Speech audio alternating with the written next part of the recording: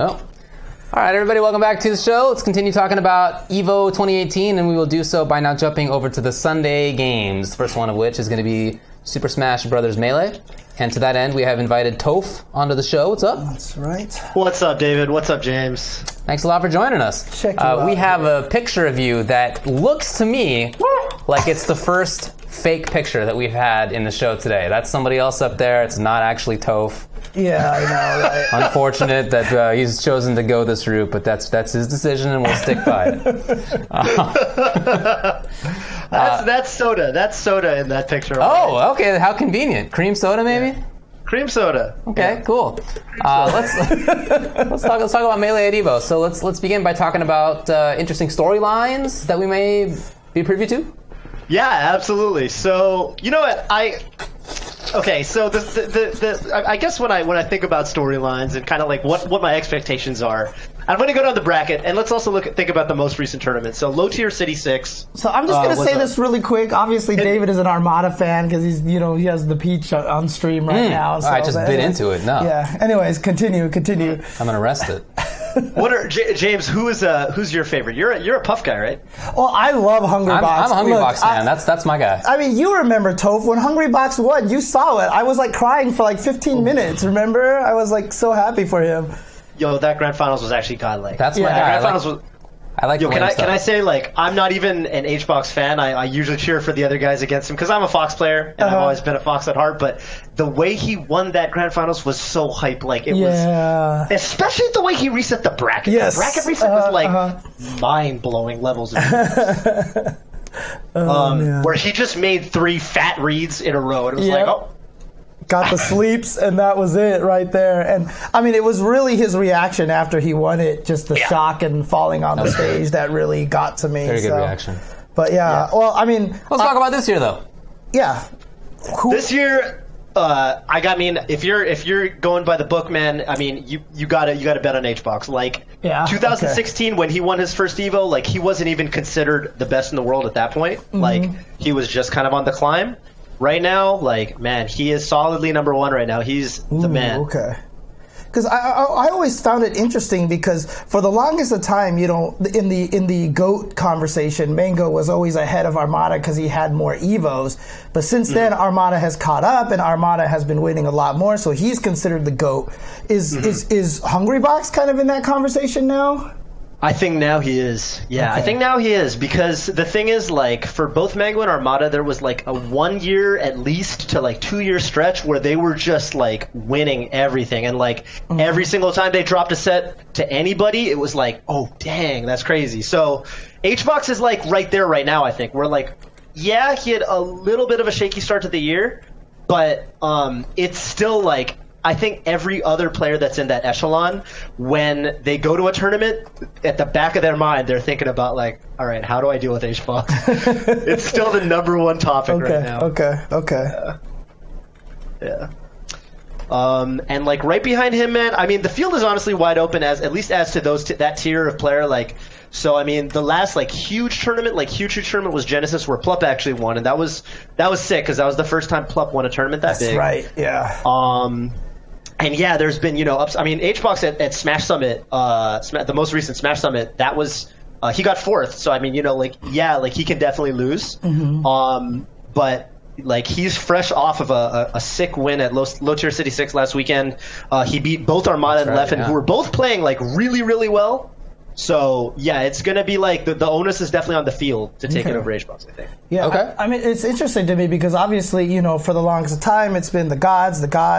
Obviously, PPMD can't play as much anymore, so there's still 4 left. And then Mewtwo King won the summit. So I mean, what are his chances? You feel like to take this whole entire thing? Oh, that was crazy hype. Like, the thing is, like, Mewtwo King is one of these guys where the stars have to align. Because everyone knows Mewtwo King is, like, I mean, he was the first, like, god. Like, out of the people we call gods today, he was the best first. And, like, everyone knows he can do it, but, like, I don't know, like, he gets, I don't want to say rattled, but, like, he gets kind of out of his element, or, like, kind of the easiest, and he also has like the hardest counters, I feel like, because whereas like Mango, Armada, Leffen, and Plup, they all had periods where they seemed really solid against HBox. Mewtwo King has always had an HBox problem, and for example, at the Summit, Mewtwo King didn't have to play him. Yeah, he's beaten HBox before, but he's definitely got the worst head-to-head against HBox. So he's gonna have to get the luckiest, like the most bracket luck, and that's how he won Smash Summit. Was he didn't have to fight him. Gotcha. And also with a player like Plup, he's really kind of, I feel like, gotten himself into that, echelon there. Is there talks of him being like god level at this point in time? Yeah, he's considered like one of the quote unquote like new gods. He's in that. He's definitely like in that pantheon now. Like they built him a little chair, and he's kicking it with the rest of them. Nice. Yeah.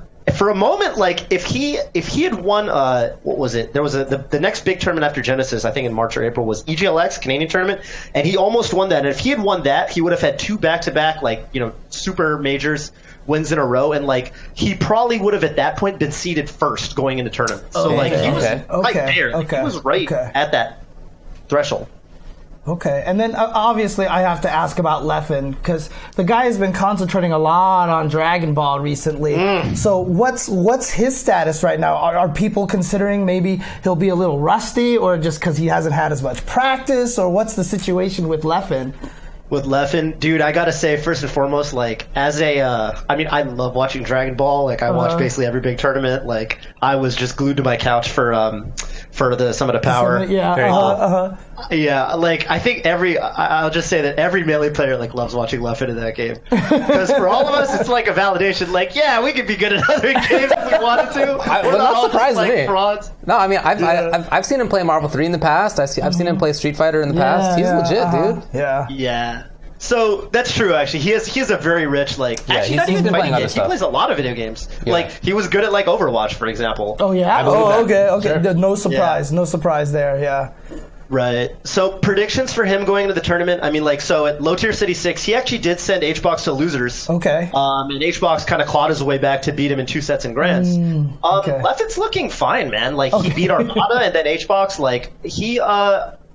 I think that, like, okay, how do I put it with Leffen? I feel like he likes to complain, but if he, like, actually just, like, plays, like, if he doesn't complain, he can do anything. Okay. But sometimes I don't know if he gets in his own head. I will say this, for, like, some people, like, if they start complaining, it ruins their mentality. I do feel like he can both complain and operate at a high level of intensity. You know what I mean? There's definitely some people, when they get mad, they play better. I mean, that just does exist. So if he's, I mean, I personally think it's not that big a deal. I think he'll be just fine playing both Dragon Ball and Melee.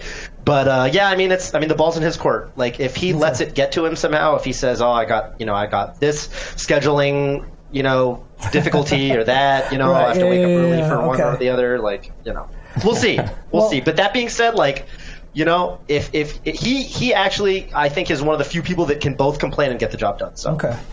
Well, so the last question I have, I mean, I'm sorry if I'm focusing on the gods here all the time, but absolutely. What about Armada and Mango? I mean, do you think Mango could come back and take another Evo, Dude, Mango's a wild card. Like, yeah, it kind of just, I mean, like, last Evo he almost won. Like, he got second, and he was kind of, people were calling him wash, this and that. Right. Mango can always just win. Like, Mango has this, like, he's like he plays very differently than most of the other gods.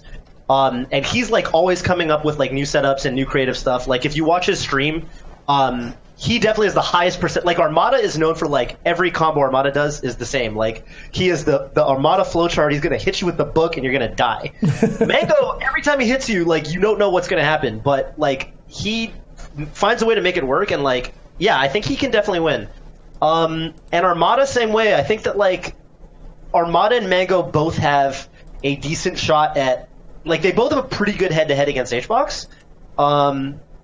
I would say that Armada, like, getting third at Low Tier City 6 behind Leffen and HBox, like, it wasn't, like, they were 3-2 losses. Like, he didn't look washed or anything like that. It was close. Okay.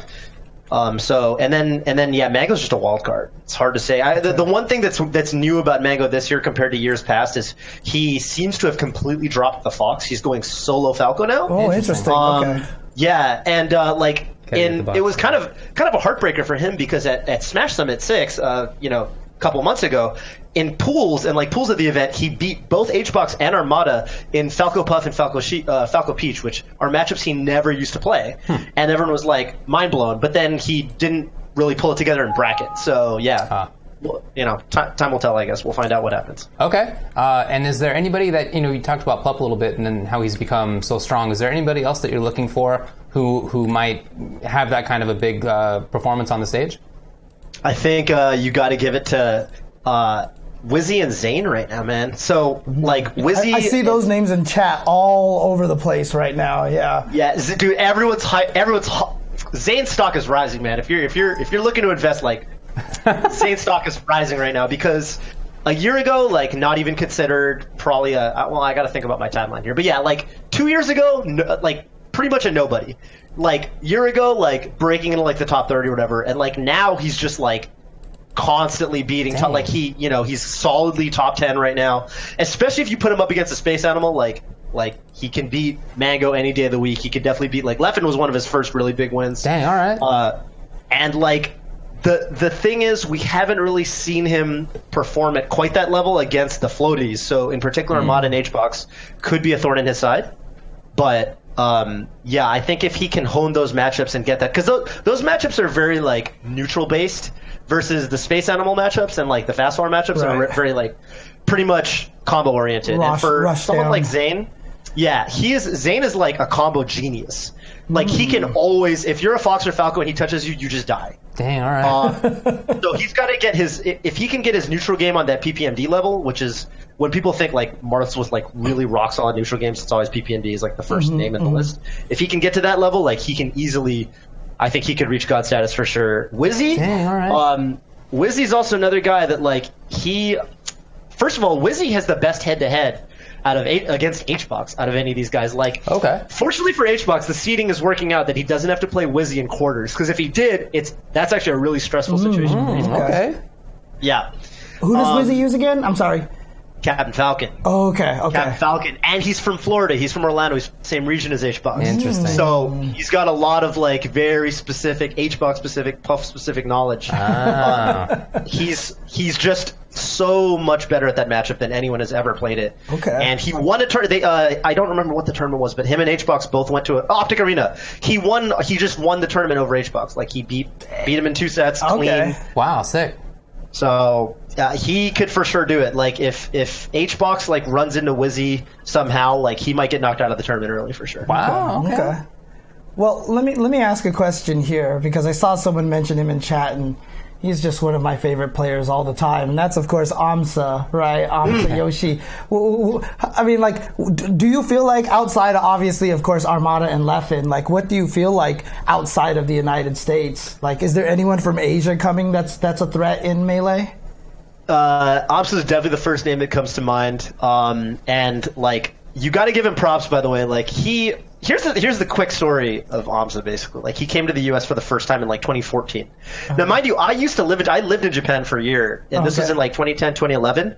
So I knew all the top players, and when Amsa came to the U.S., I was like, well, I don't know this guy. This guy's super new school. And he came, and he took a game off Mewtwo King, his very first American tournament. Dang. And at the time, everyone was like, oh, okay, well, this guy's sick. He's a sick Yoshi. He's got all this tech, blah, blah, blah. But it's a gimmick, right? People are going to figure out Yoshi.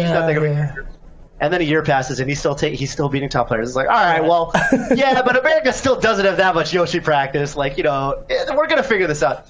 Next year, he comes back. He's still beating top players. It's all right, now it's starting to look real. And we're in 2018, and he's actually going to get ranked top 10 this year. No doubt about it. Oh, yeah? Okay. Summit. He's top 10 in the world right now. Nice. He doesn't drop sets to people outside of the top 10.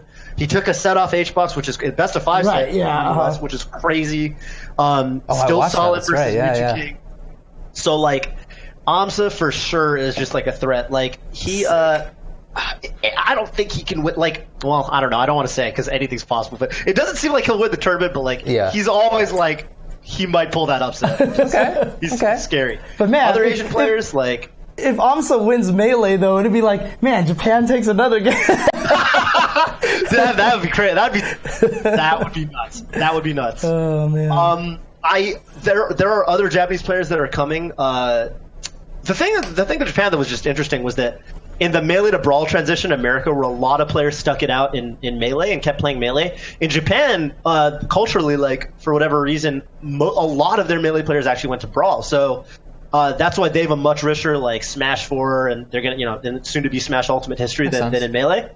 Yeah, so Okay. But that being said, like there are some sleeper hitters.